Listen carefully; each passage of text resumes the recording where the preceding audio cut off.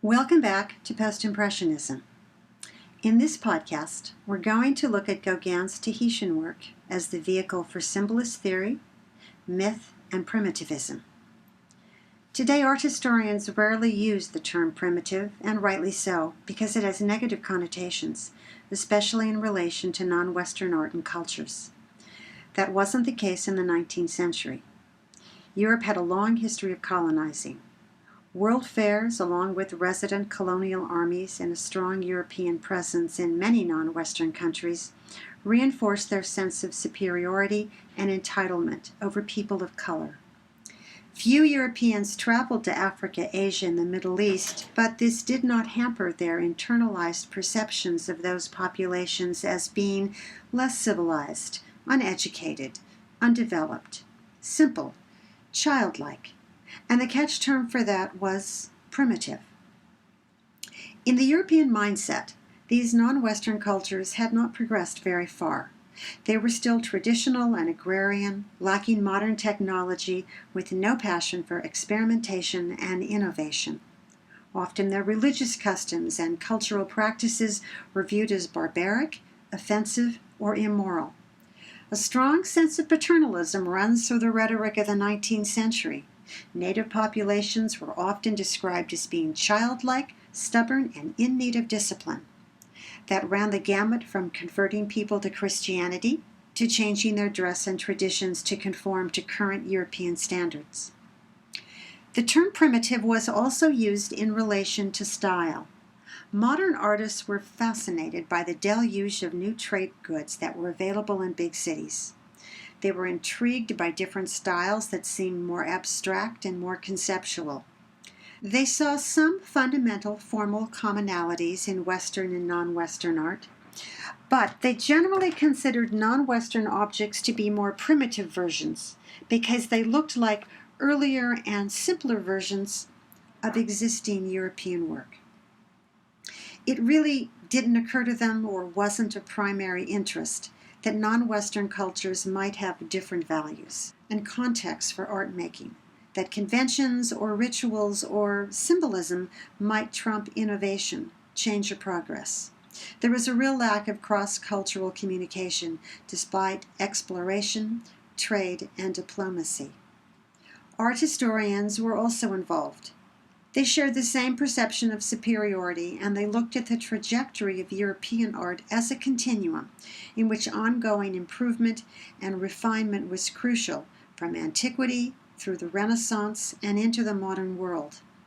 The term primitive was often used to describe an earlier or cruder version of a style. Geometric painted figures on early Greek vases were considered primitive examples of later classical figures. Rough woodcuts were identified as early and primitive examples of later refined prints. The connotations of primitive were further complicated by European fascination with the non-West as mysterious, exotic, and essentially sexual. As the quintessential other, a term coined by the postmodernist scholar Edward Said to describe the phenomenon. In the 19th century, these ideas permeated modern Europe through books and painting. Lady Mary Montagu's 18th century book, Letters from Turkey, claimed first-hand knowledge of the cloistered and erotic confines of Muslim harems, and those descriptions came to life in paintings of lush odalisques by male artists who had no access to harem life, but very lively imaginations. There were adventure stories published about the South Pacific, including Captain James Cook's renditions of native populations living in the islands, who shared sexual favors openly and without shame, and Herman Melville's stories of native life. Ignorant of specific tribal and cultural laws, kinship systems, religious strictures, and moral codes of non-Western societies, Europeans indulged in popular notions that ranged from fascination to disdain, and the non-West assumed a variety of mythical personas. The more traditional, remote, untouched, and unchanged a non-Western culture was, the more authentic it was assumed to be, and the more closely aligned to European notions of the primitive.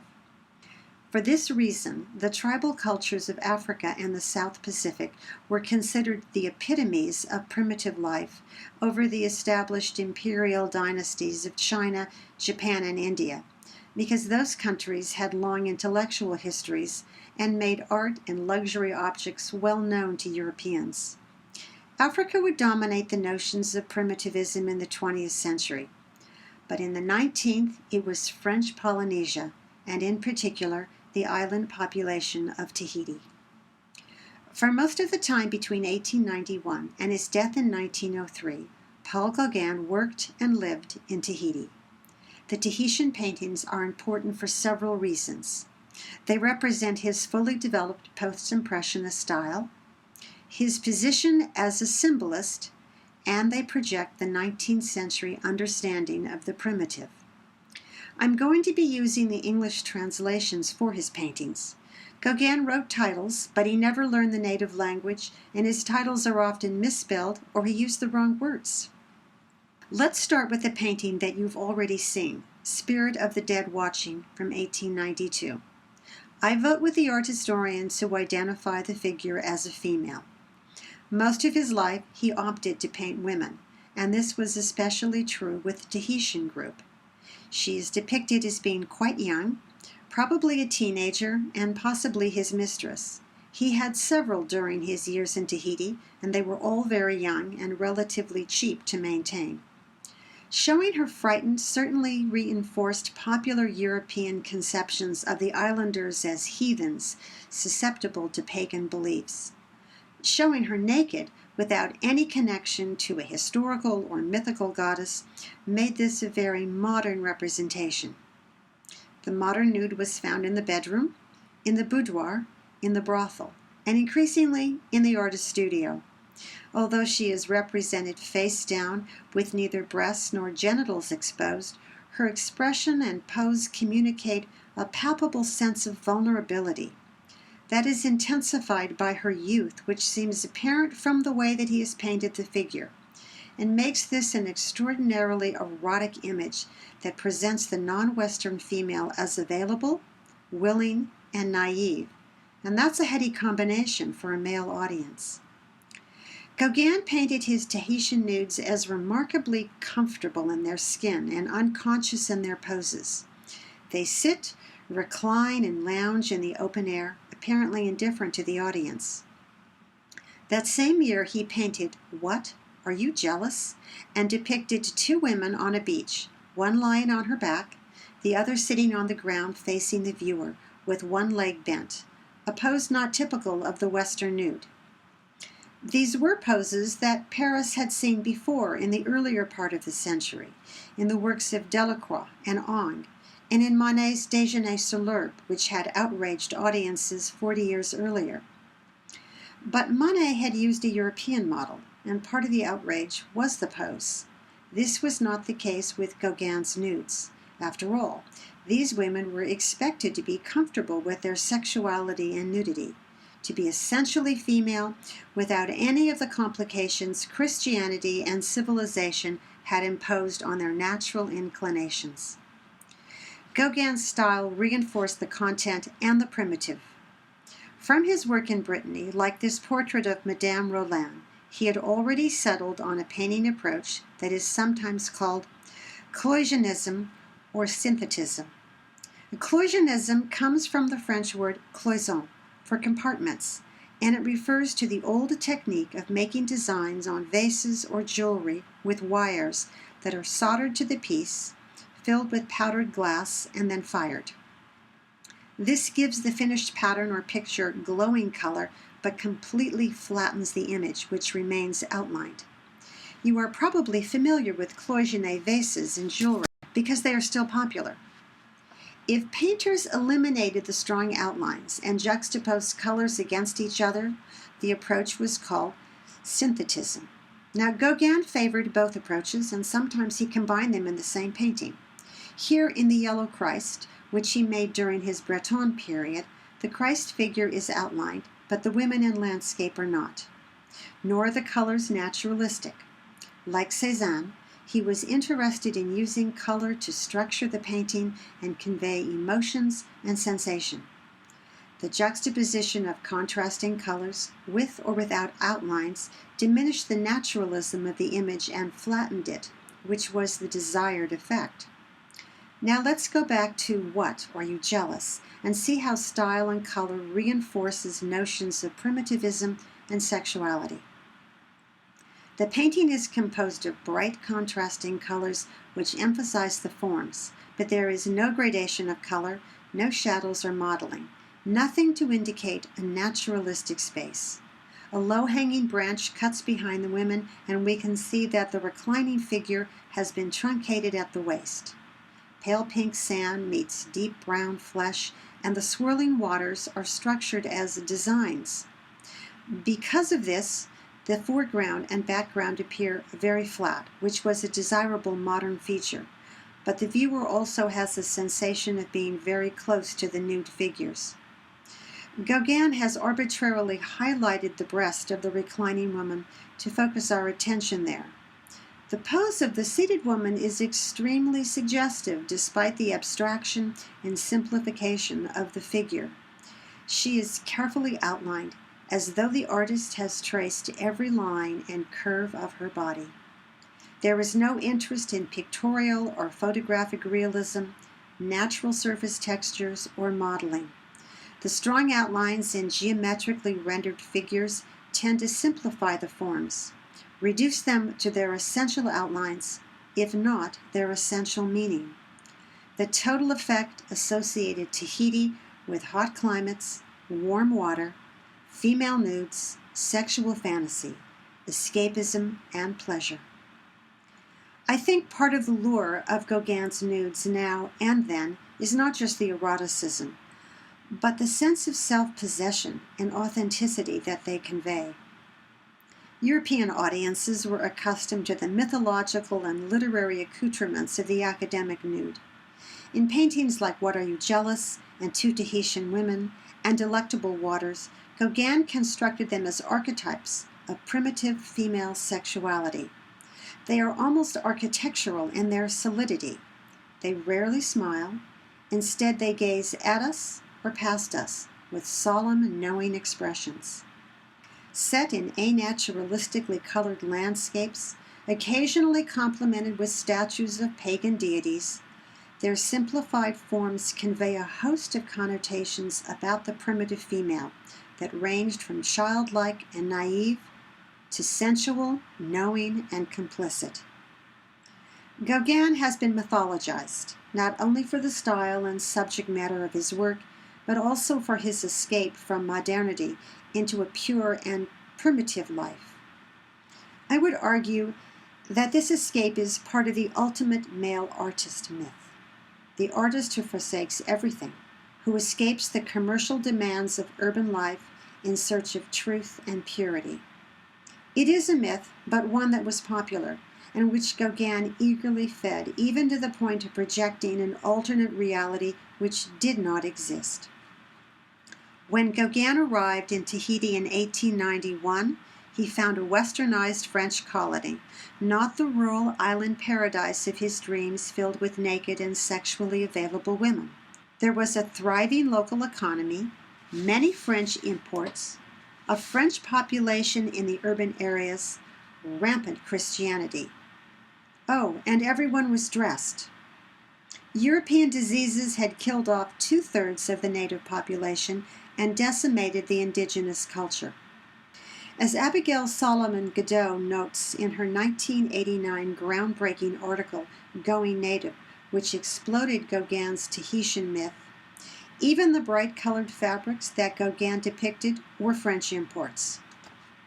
Instead of an abundance of tropical fruits and fish, Gauguin lived on canned foods purchased from a local store, since he never learned to fish, and handouts from some of the locals.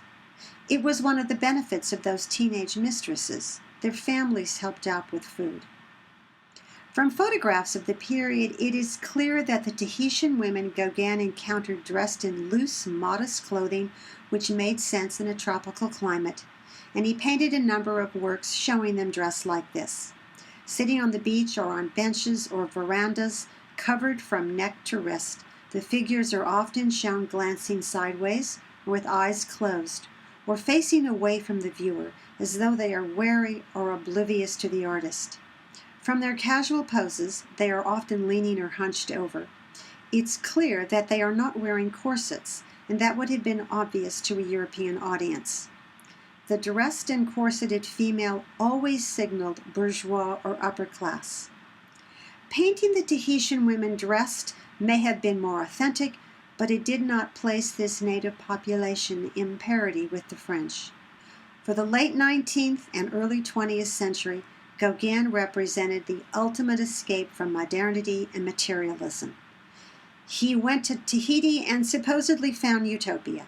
It was, however, a utopia grounded in myth, escapism, and sexual fantasies. The modernity that he left was urban Paris, a wife and family, as well as a career in the stock market. Serious business reverses and a long-standing interest as an amateur painter convinced him that he should become a professional artist. Unlike artists who were interested in the modernity of Paris, Gauguin was only interested in the primitive, the pure, the untouched, or what he constructed as that. He did try to find it first in Brittany, where some people still followed provincial customs, including traditional dress on occasion.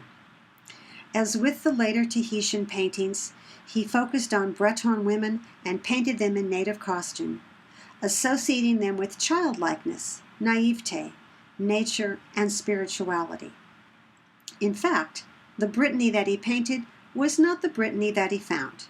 The area was already easily accessible to Paris by trains and had factory development. The costumes he painted were generally donned for tourists, and the economy was quite diversified into fishing, canning, exportation, and manufacturing. He painted an escape from urban life, but not the utopia he yearned for. It is important to remember that utopia is a construct, a set of conditions that is always culturally specific. The idea of utopia began with Plato, who envisioned a republic as a government led by a scholar king. During the Renaissance, Sir Thomas More wrote a book entitled Utopia, in which he described a self-governing entity. In the 18th century, Jean-Jacques Rousseau wrote about utopia as a set of social contracts that would allow self-government for all men. In all these cases, the authors were educated males whose idea of utopia centered around citizen government regulations and increasingly addressed issues of human right and self-determination. Gauguin's utopia was less constructed in terms of voting and more in terms of sexual freedom and liberation from the restrictions of modernity. He thought Tahiti would be primitive and exotic, infused with native culture. Before he ever landed, he described it in letters as an island paradise, where he would live in amorous harmony with the mysterious natives there. When reality proved the myth wrong, he painted fictions of Tahitian life, such as Days of the God. He painted Tahiti the way he wanted it to be, an untouched tropical paradise, replete with native women who rarely worked and who appeared sexually available and willing in a way not found among European women. In picturing Tahiti, he reinforced long-standing perceptions of it as primitive, unspoiled, free, and female, still subject to pagan spirits and mysticism. Ironically, he rarely painted any male figures. Tahitian males simply did not belong in his myth. Gauguin promoted his paintings to a European audience that already believed the myth and was committed to the financial and political value of colonization. The paintings reinforced what they already believed. As a symbolist, he painted what he wanted to see. As a post-impressionist, he reconnected with notions of conscious structure, order, and color, and created a seamless dream utopia that encoded Tahitian culture as female, primitive, and sexual. In 1897, at the age of 50, he wrote to a friend about life in Tahiti and described it this way: "Just to sit there at the open door, smoking a cigarette and drinking a glass of absinthe is an unmixed pleasure which I have every day. And then I have a 15-year-old wife who cooks my simple fare every day and gets down on her back for me whenever I want, all for the modest reward of a frock, worth 10 francs a month. The female nude in Western art, academic or modern, may be problematic, but she is certainly one of the most enduring figures. The sticking point is that Gauguin's Tahitian women, nude or dressed, communicated a different and separate set of derogatory connotations that framed the female and the non-West as primitive, and reinforced a 19th century mindset that this was a natural situation, best understood, handled, and pictured by European males.